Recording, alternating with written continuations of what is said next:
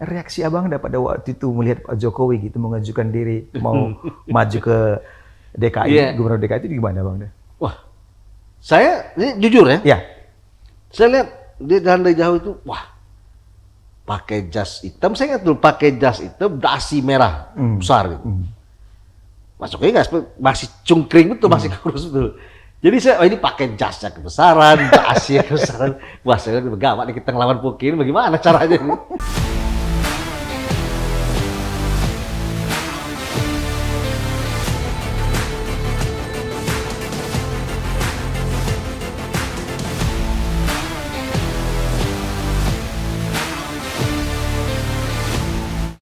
Assalamualaikum warahmatullahi wabarakatuh.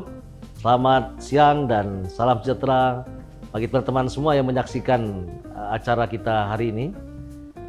Acara kita hari ini tetap didampingi oleh sahabat saya yaitu Pak Rafael, yang selalu saya mengatakan bahwa ini wartawan yang senior belum sampai, muda udah lewat. Jadi kembali lagi hadir bersama saya untuk kita bincang-bincang soal presiden.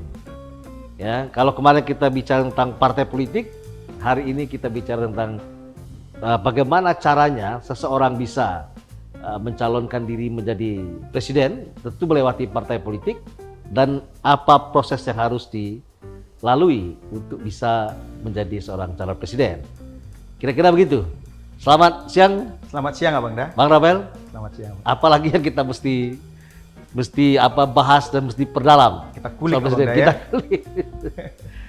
Mengenai pilpres pasti sesuatu yang menarik Abang, Ya. sistem politik kita Abang Dah. Jadi harus kita sepakati bahwa puncak dari kontestasi politik itu ada di pilpres Abang Dah. Saya itu kalau bertemu dengan Abang Dah lebih tertarik membahas itu berkaitan dengan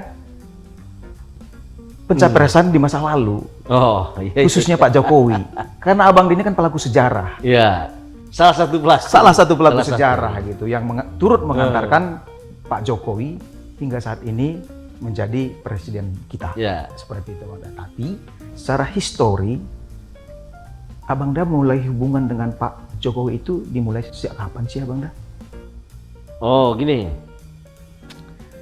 Saya pertama kali ketemu Pak Jokowi atau Mas Jokowi itu tahun 2012 kali ya, 2012. Sebelum Pilgub. Oke. Ya, Pilgub DKI ya. Oke. Kira-kira 3 minggu sebelum hari pencoblosan, itu teman saya Ara telepon. Ara siapa ini Bang? Ara Sirait.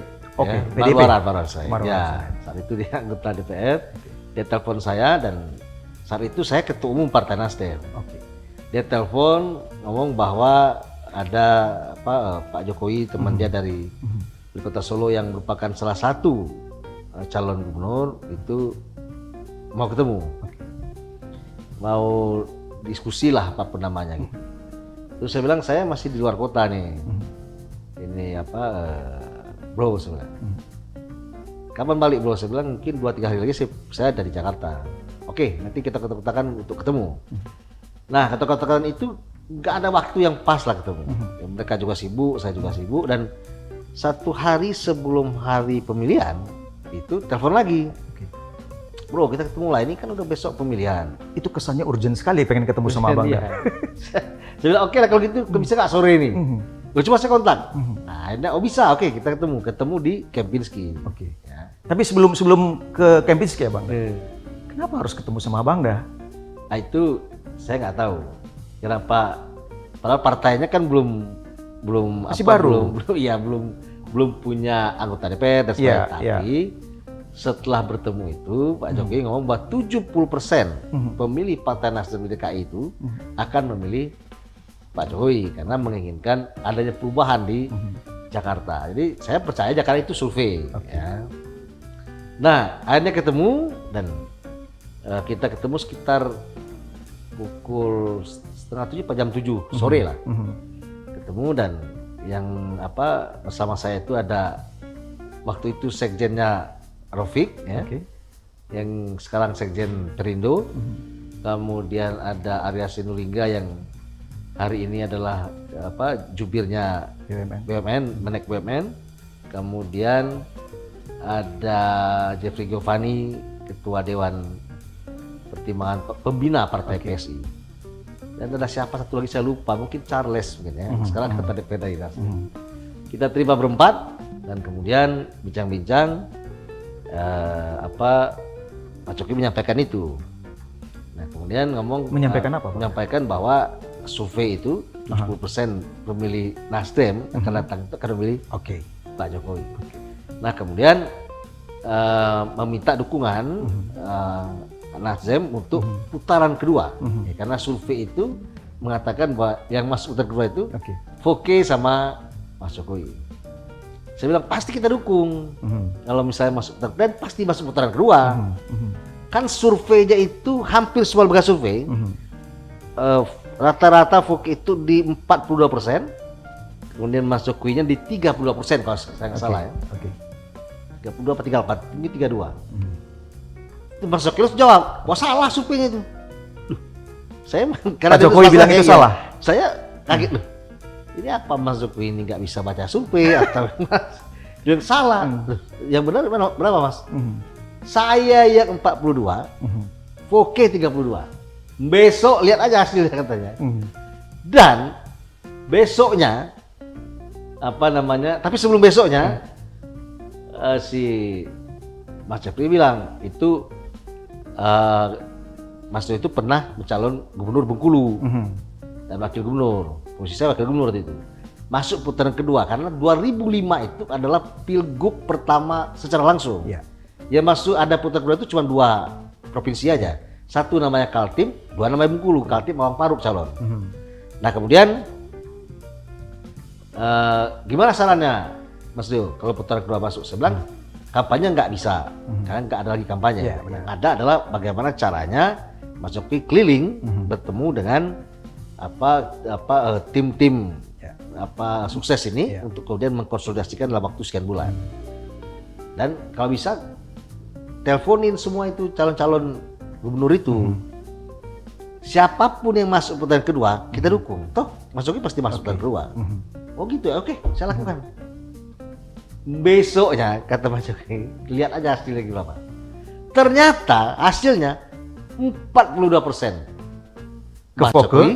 Mas Jokowi 32 aja Foke. Kayak ahli cuma Bang. Ini gawat nih. Lembaga survei itu semuanya tidak benar kecuali punya Adriano Chaniago. Yang namanya dulu Sirus apa ya? Saya lupa. Ya, itu betul seperti yang disampaikan oleh Mas Jokowi. Jadi saya senyum, waduh, ini luar biasa nih tebaannya. Nah, saya setelah itu ketemu dengan Saiful Mujani di kantornya, saya langsung ngomong, waduh, ini sudah gawat, lembaga survei udah bisa nggak laku lagi. Bagaimana survei berminggu-minggu, kemudian hasilnya ternyata sesuai dengan prediksinya Pak Jokowi. Sebentar Bang Da. Itu. Ini menarik ini ya Bang Da. Sebelum ketemu di Kempinski, Bang Da belum pernah ketemu dengan Pak Jokowi. Saya belum pernah. Reaksi Abang Da pada waktu itu melihat Pak Jokowi gitu mengajukan diri mau maju ke DKI, Gubernur DKI itu gimana Bang Da? Wah, saya ini jujur ya. Ya. Saya lihat dia dari jauh itu, wah, pakai jas hitam. Saya ingat dulu pakai jas hitam, dasi merah besar gitu. Mas Jokowi masih cungkring betul, masih kurus betul. Jadi saya, ini pakai jasnya kebesaran, dasnya kebesaran. Wah, saya lihat gawat nih kita ngelawan Foke, bagaimana caranya ini. Tapi saya lihat Mas Jokowi ini pede gitu. Dia menjelaskannya humble aja gitu. Cuma kalau lihat penampilannya, wah saya bilang gawat, ini pasti dimakan sama Foke. Ini gawat ya. Tapi faktanya tidak seperti itu. Tapi faktanya tidak seperti itu. Ya, artinya publik Jakarta memang menginginkan perubahan, itu pasti. Kemudian Mas Jokowi itu dengan Ahok itu membuat diferensiasi tentang bagaimana gubernur Jakarta. Gubernur Jakarta selama ini ditampilkan itu kan perlente, pakai safari dan sebagainya, ya jarang turun ke lapangan, tapi selalu menggunakan dinas-dinasnya. Anti mainstream seperti itu. Ya Mas Jokowi ini kan gorong-gorong pun dia periksa sendiri, dan itu mengagetkan publik. Benar. Karena tidak pernah terjadi. Ya. Nah oleh karena itu hal-hal yang dia lakukan itu diamati oleh publik. Nah kemudian pada waktu banjir besar di Jakarta tahun 2013 itu Mas Jokowi naik gerobak kemudian di foto, ditarik sama satu orang, duduk pakai jaket dingin gitu di gerobak. Jaket hujan. Ya, orang nggak tahu itu gubernur. Memang saya baru pulang dari Sukabumi, pulang dari Sukabumi pada waktu banjir Jakarta itu, habis melantik serikat petani taninya Nasdem, mau ke Gondang Dia, melewati Bundaran HI loh, nggak bisa masuk karena banjir. Dan kita lihat memang ada gerobak di bawah itu, kita ke pinggir, nepi gitu karena banjir mungkin sekitar 1 meter lah. Dulunya kenapa orang tuh bawa gerobak itu, ada orang satu di atas gerobak dibawa memutari Bundaran HI. Besoknya saya baru tahu kalau Mas Jokowi naik gerobak itu kemudian memutari jalan Bundaran HI. Nah, dalam persepsi Abangda pada saat itu sesuatu yang genuine kah atau memang pencitraan? Waktu itu pencitraan itu supaya kelihatan keren ya. Jadi ya bisa saja pencitraan, tapi kan pencitraan tidak lazim. Baik. Kalau orang kan lazim kan pencitraan kelihatan bagus-bagus, kelihatan di publik sesuatu yang dibuat-buat. Tapi kan postur dan body language-nya Mas Jokowi itu kan bukan sesuatu yang seperti dicitrakan. Ya, dia nggak berusaha tampil seperti seorang gubernur sebelumnya. Dia tampil ya seperti Jokowi, seperti Jokowi, itu Jokowi. Dan menurut saya itu kelebihan sekaligus kekurangan. Kekurangannya di mana, Bang? Kan itu akhirnya menggeser persepsi orang tentang seorang gubernur. Gubernur itu yang berwibawa. Itu kan jadi seperti gubernur itu sama aja bagiannya dari kita, dari semuanya gitu. Bukankah memang seharusnya pemimpin itu merakyat, Bang? Ya itu. Sebenarnya itu kelebihan. Ya kekurangannya karena nggak sesuai dengan persepsi kita bahwa harusnya gubernur itu gagah gitu ya. Perintah-perintah marah-marah, ternyata enggak. Ya itu kelebihan. Abang saya ini tertarik sekali nih dengan pertemuan dengan Pak Jokowi pertama kali itu di KMPNC ya, Bang. Kenapa harus ketemu Abang itu kan jadi big question gitu. Pada saat itu ada selentingan-selentingan Abang di kalangan wartawan pada saat itu. Kenapa ketemu Abang itu? Alasannya itu karena ini rumor Abang belum pernah terverifikasi gitu ya. Karena Pak Surya Paloh menolak Pak Jokowi. Gimana itu Bang? Apa benar seperti itu Bang? Ya saya dengar juga, cuman apakah kalau itu saya nggak menyaksikan ya. Apakah kemudian Mas Jokowi dari Solo mau ketemu itu tidak terima, saya nggak tahu persis. Memastikan saya nggak bisa. Tapi memastikan tidak bisa juga nggak bisa juga karena memang saya nggak tahu. Teman saya memang diomongin bahwa ada yang ngomong ke saya bahwa mau ketemu sama Bang Surya belum bisa ketemu. Saya bilang ya udah kalau gitu gimana kalau Mas ketemu? Saya nggak masalah sih, mau ketemu nggak ada masalah. Nah, gitu. Kemudian si Mas Ara telepon mengarah. Apakah itu ada hubungannya? Saya nggak tahu persis, ya. Karena saya nggak bisa memastikan. Dan nggak juga mengkonfirmasi untuk itu. Gitu. Abang kan sangat dekat ya dengan Pak Surya Paloh ya. Sangat dekat gitu. Artinya Abang tahu itu karakter-karakter pemimpin yang disukain oleh Pak Surya Paloh itu cukup detail gitu. Mulai fashionnya kah, cara berpikirnya kah, pola kerjanya kah. Jadi apakah itu kemudian menjadi salah satu kriteria yang kurang pas buat Pak Surya Paloh pada saat itu sehingga menolak Pak Jokowi, atau ada alasan lain Abang? Sepengetahuan Abang gitu? Kalau memang ngomong bahwa Pak Surya Paloh itu orangnya suka sesuatu yang perfect, itu suka sesuatu yang rapi, yang indah, itu Coba apakah suka sesuatu itu berkaitan dengan keputusan saya sikapnya? Tidak tahu persis ya. Karena minta ketemunya atau bagaimana bertemu itu tidak juga melalui saya. Jadi saya mengkonfirmasi soal itu saya nggak bisa, gitu loh. Abang sekarang sudah ketika hari H pengumuman bahwa Jokowi dan Ahok dinyatakan sebagai pemenang waktu itu Abang.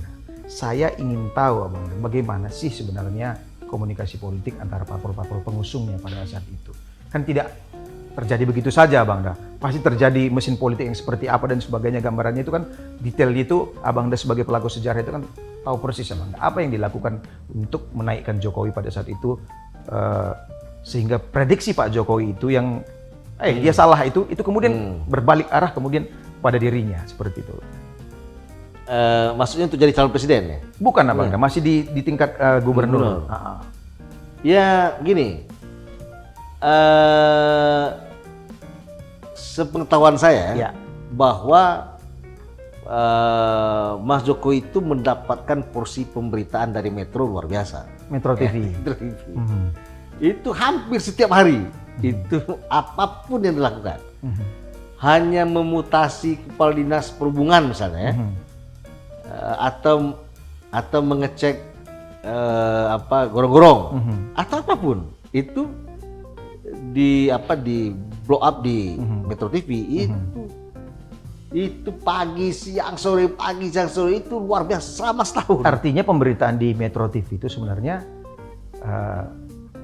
asumsi kita tadi itu, asumsi saya Bang Da, bahwa Pak Surya Paloh menolak beliau itu awal itu mungkin terbantahkan bahwa pada akhirnya Metro TV memberi ruang yang sebesar-besarnya untuk publikasi beliau seperti itu Bang Da. Ya pasti memberi ruang yang menurut saya sih luar biasa ya.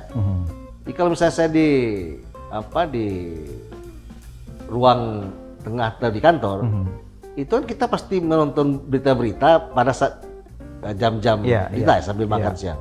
Itu pasti ada Pak Jokowi. Entah apa yang dilakukan, pokoknya diresut oleh media, ya. Dan itu kemudian mengkhawatirkan atau diduga oleh beberapa pihak, ya. Kalau kita ngobrol dengan teman-teman di luar kantor, itu menganggap wah ini Jokowi ini bisa menjadi sesuatu yang mungkin bagi kompetitornya ini berbahaya. Ini bisa menjadi the rising star untuk calon presiden. Walaupun pada saat itu orang belum bicara ya, apakah ini bisa jadi calon. Tapi saya waktu itu sudah menebak sebelah ini bisa jadi calon presiden orang ini. Gitu. Dari awal saya udah ngomong sama teman saya Saiful Mujani dan Jeffrey Giovanni untuk ini bahaya nih. Pada saat kira-kira sebulan 2 bulan, dan itu terbukti bisa pada jadi calon presiden. Ya karena tidak ada pemberitaan yang lain dan yang lain juga nggak mau bikin berita, kan itu masalahnya. Nah faktanya kan begini ya Bang Da. Setelah 2 tahun menjabat sebagai gubernur, kemudian kembali diusung menjadi calon presiden. Tapi keyakinan dan kompromi politik pada saat itu akhirnya mengusung beliau menjadi calon presiden. Nah, itu sudah diplot oleh koalisi partai pendukungnya sejak awal atau gimana sebenarnya Bang? Menjadi presiden, 2 tahun lu menjadi gubernur, kemudian setelah itu langsung maju jadi RI 1. Itu gimana? Saya rasa nggak diplot dari awal ya. Itu calon presiden. Ternyata di partainya Mas Jokowi pun terjadi tarik-tarik dicalonkan atau tidak gitu. Jadi bukannya jauh-jauh hari dipersiapkan ya. Masih ada tarik-menarik. Tapi untuk Nasdem memang kita nggak ada pilihan. Kita udah amati dan memang kalau partai ini lolos dari parliamentary threshold, maka kemungkinan besar itu mencalonkan Jokowi menjadi presiden. Gitu loh. Jadi kita tidak menunggu partai-partai lain juga. Bahwa kalau calon presiden saya ya kita dukung Pak Jokowi ya untuk jadi calon capres itu. Saya ngomong sama Pak Surya malam itu. Kira-kira pukul 11 malam. Bang, saya bilang, ini bahaya. Ya. Karena Samad belum tahu. Kita harus kasih tahu Samad ini. Ya. Loh, kenapa? Pertama maksudnya, kenapa? Emang ada apa? Loh, saya bilang, Bang, ini Samad nih masih ketua KPK. Dan kita tahu gayanya. Dan karena masih ketua, kita ini bisa digigit oleh dia nih Bang. Gara-gara 100 atau 10 juta kita bisa dihantam dia. Karena gaya orang ini main seluk-seluduk.